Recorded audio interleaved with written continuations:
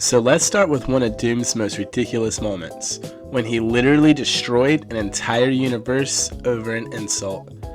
That's not an exaggeration. Now, Doom is a complicated guy.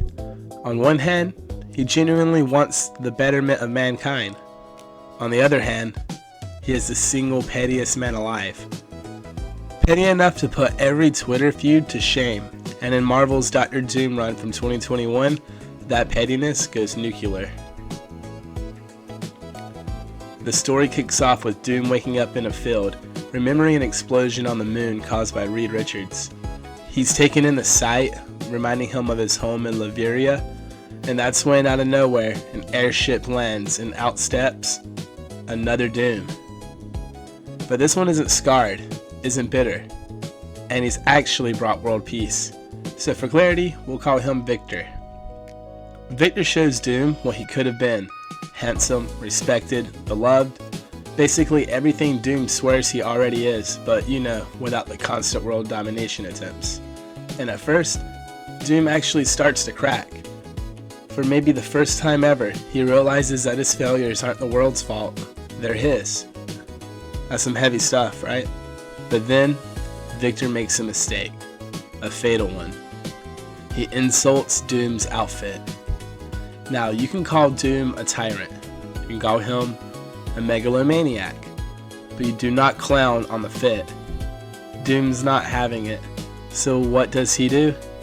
He blasts Victor straight in the face, instantly vaporizing him. And because that wasn't dramatic enough, Doom grabs one of Marvel's ultimate doomsday weapons. It's just like this little gray remote controller because I couldn't find out what it was called. Like Google said, it's called a weapon of ultimate power. Just gonna leave it at that. And he uses it to annihilate the entire universe over a fashion critique. We then see Doom back on his throne, feeling oddly chipper, when King shows up. King tells Doom that he seems like he's in a good mood, but that's when Doom flat out tells him, "There is no good in me, King. There never was, never shall be." And then, just to really seal the deal, he ends it with a nice church sermon style amen. So yeah, billions of lives erased because Victor said Doom's drip wasn't it. Honestly, if that doesn't prove how petty he is, I don't know what will. But let's move on from total universal genocide to something a little lighter: Doom's very first helicopter. If you thought Thanos was the only big villain with an eye in the sky, Victor Von Doom had his very own Doomcopter. We first meet Doom in Fantastic Four Volume 1, Issue number 5, the very first appearance of his character. And honestly, his design holds up shockingly well. It looks basically the same now as it did back in 1962. The cover shows him in a green mask though. In the comic itself, it's not green, but I think it's a cool touch. The story itself is split into 3 parts, and right from the jump, Doom is making an impression. He rolls up in his purple helicopter to capture the Fantastic Four. No time wasted, just straight into villain mode. Meanwhile, we cut to New York, where Johnny Storm is reading a Hulk comic. Only on the cover, the Hulk is purple, and he jokes that the thing looks like him, which naturally causes them to banter. And Reed and Sue get dragged into the bickering too. And honestly, I love that even in the 1960s, Marvel leaned into the superhero family dynamic and leaned into it ever since. And it's really lived on now, even in the new, in Fantastic Four First Steps. It's very reminiscent. But the family bonding doesn't last long. Suddenly the power goes out, and Doom swoops in from above, dropping an electrified net over the Baxter building, trapping the team inside. And with one booming line, "Heed my words," Reed immediately recognizes who's behind it. One of his old college mates turned disgraced sorcerer. We cue the flashback. We learn Doom was always dabbling in forbidden science, mixing tech with sorcery. Eventually, he built a device to contact the netherworld, slapped it on his head, and boom, explosion. His face got disfigured, his career ruined, and I'm gonna throw this panel up here because it's absolutely hilarious. Doom's face is completely bandaged and his dean strolls in like, yeah, you're expelled. Doom doesn't even turn to look at him, even though he couldn't if he wanted to, but it's just pure humiliation. Back in the present, Doom kidnaps Sue Storm and forces the others to go back in time and steal Blackbeard's treasure, which sounds epic, but honestly it's the weirdest side quest imaginable. The only real highlight is the Thing is dressed up as a pirate, and you think you'd hate it, but he totally rocks the look. Rocks. So things spiral from there. They battle Blackbeard's crew, and Blackbeard actually captured them, but then a random twister just comes out of nowhere on the ocean and shipwrecks the three, but they managed to get the chest anyways. And at that time, Doom zapped them back to the present, where he reveals that the gems in the chest are actually Merlin's gems, and he can use them to rule the world. Except when he opens the chest, it's just chains. The Fantastic Three jump him, only to find out they've been fighting a Doombot the whole time. The real Doom pops up on TV, monologues about its brilliance, and then tries to suffocate them by sucking the oxygen out of the room. Suddenly, Sue realizes she can turn invisible, and she does so, and then ruins the machine, blowing it up in Doom's face. The team escapes, burns down his castle, and Doom makes his dramatic exit with rocket boots because apparently the helicopter was more of a fashion statement than a real necessity. Even in his very first appearance, Doom came out swinging with ridiculous plans, over-the-top speeches, and pure villain flair. It set the stage for decades of him being terrifying and also kind of hilarious. And while Doom's pettiness often comes from ego, sometimes it actually comes from a weird place of care. Case in point, the time Doom helped deliver Reed and Sue's daughter. This happens in Fantastic Four Volume 3, issue number 54. At this point, Reed and Ben are being held prisoner by a villain named Sinso, which wouldn't normally be a huge problem, except Sue is in labor, and no one knows what Reed is.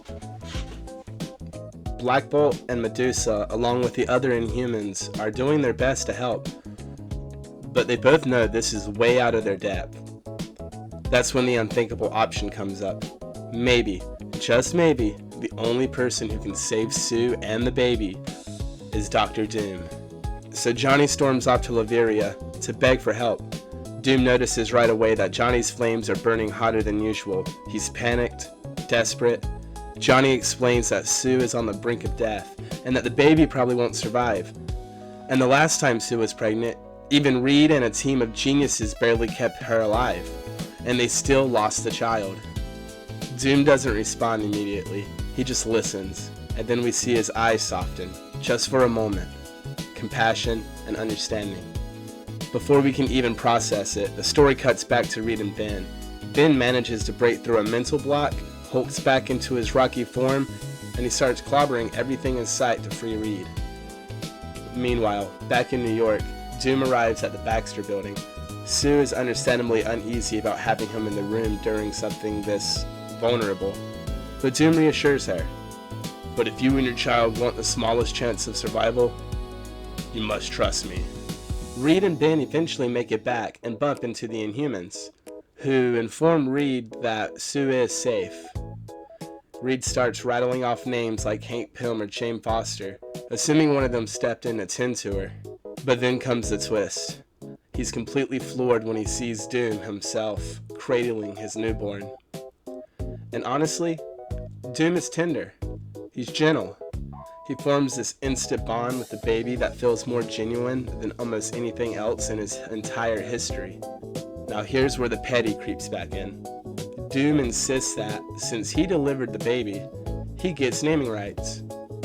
Reed understandably panics, probably imagining names like Dumita or Victorina, but Doom surprises him. He names her Valeria, after a lost love from his past. Not only that, he places her under his royal protection, vowing to always keep her safe. But then, of course, Doom can't resist one last jab. As he leaves, he tells Reed, "Enjoy your family, Richards. And remember, every time you look at your wife and daughter, that Doom saved them both. When once before, you could not." Cold, brutal, but at the same time, weirdly respectful. Doom could have taken advantage at this moment of weakness. He could have conquered the Four or even kidnapped Valeria outright, but instead, he walked away. Because underneath the armor, the ego, the theatrics, Doom has a soft spot for the Fantastic Four, especially Valeria, who later grows up seeing him as Uncle Doom. Their bond becomes one of the strangest but most heartfelt dynamics in Marvel. So with that, we've gone through 3 of Doom's longer, sillier, and surprisingly emotional moments. Now let's switch it up with some rapid fire highlights. Short, bizarre Doom antics that show why no one does over-the-top villainy quite like Doom. First up, Doom vs. Santa Claus. Yes, this happened. Doom once trapped Santa in his lair, unwrapped his present, and discovered lemon-scented pledge armor polish. Which means not only does Doom believe in Santa, but he also took the time to write a letter, and he made the nice list. To top it off, he even ordered his guards to bring Santa milk and cookies. Wholesome and terrifying all at once. And weirdly enough, that's not the only time Doom ran into old Saint Nick. In another comic, Doom literally catches Santa in a giant bear trap. With Santa out of commission, Doom steps into the role and plays, well, Santa Doom. He crushes it. He delivers presents, battles some heroes along the way, and even fulfills a little girl's Christmas wish. Doom even receives a teddy bear for all the good deeds he did that night. And as you can clearly see, he loves it. The best part? The entire short story is written in rhyme. 'Twas the night before Christmas style. It's like Dr. Suess meets Dr. Doom. Next is an issue from Luke Cage, Hero for Hire. In this issue, Luke tracks Doom down for one very simple reason. Doom owes him $200. And Doom, being Doom, tries to talk his way out of it, dropping some really questionable lines of their time, I suppose. Luke Cage is not impressed. He just hits him with the legendary line, "Where's my money, honey?" and gets his cash.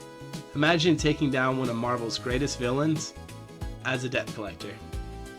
Now let's talk Doom and Namor. In Spidey Super Stories, Namor is on his way out of the UN after making Atlantis part of the United Nations.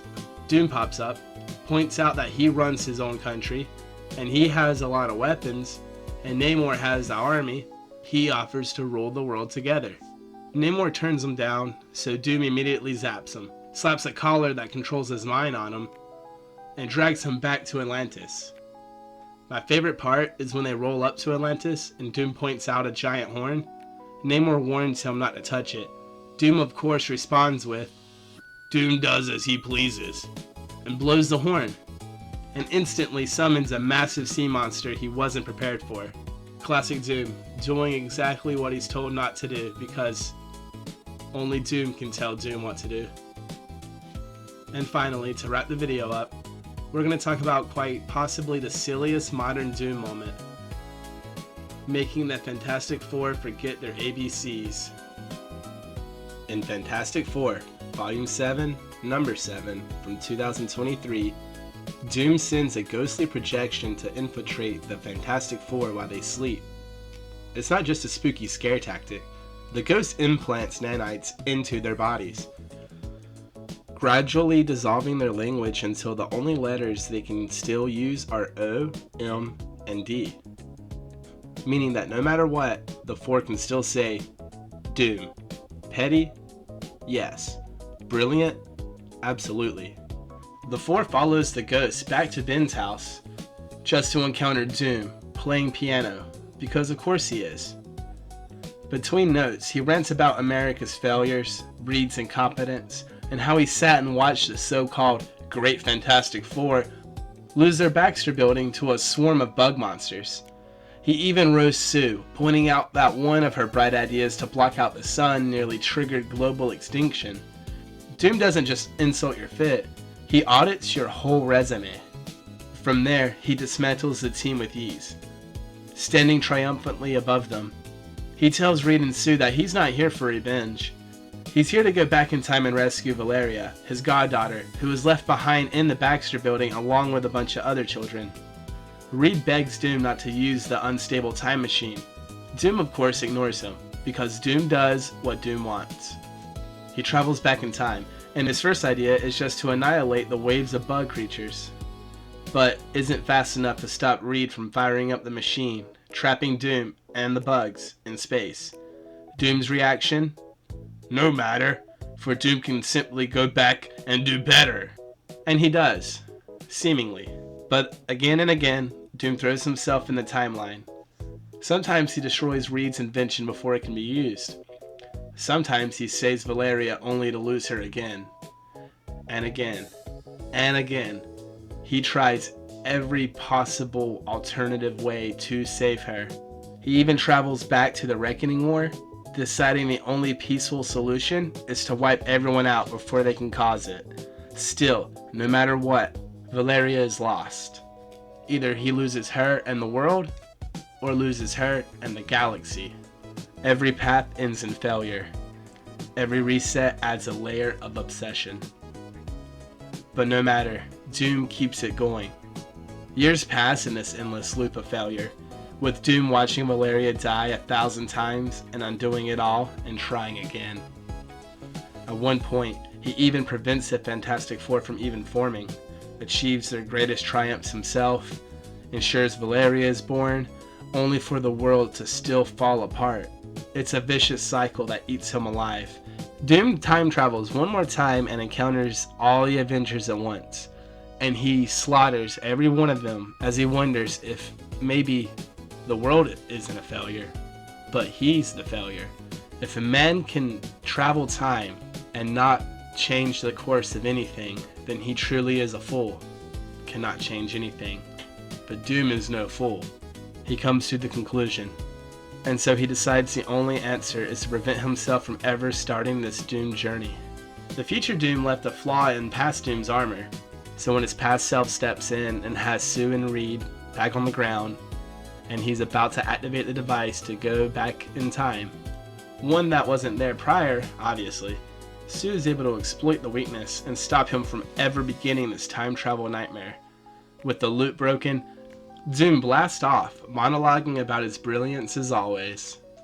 In the aftermath, Alicia Masters, Ben's wife, shows pity for him, recognizing that all his madness came from Doom never living up to the impossible perfection he demands of himself. Ben, of course, takes it less seriously. He just laughs it off and ends our chapter and our entry off with the quote, "At least he didn't mess up my roof."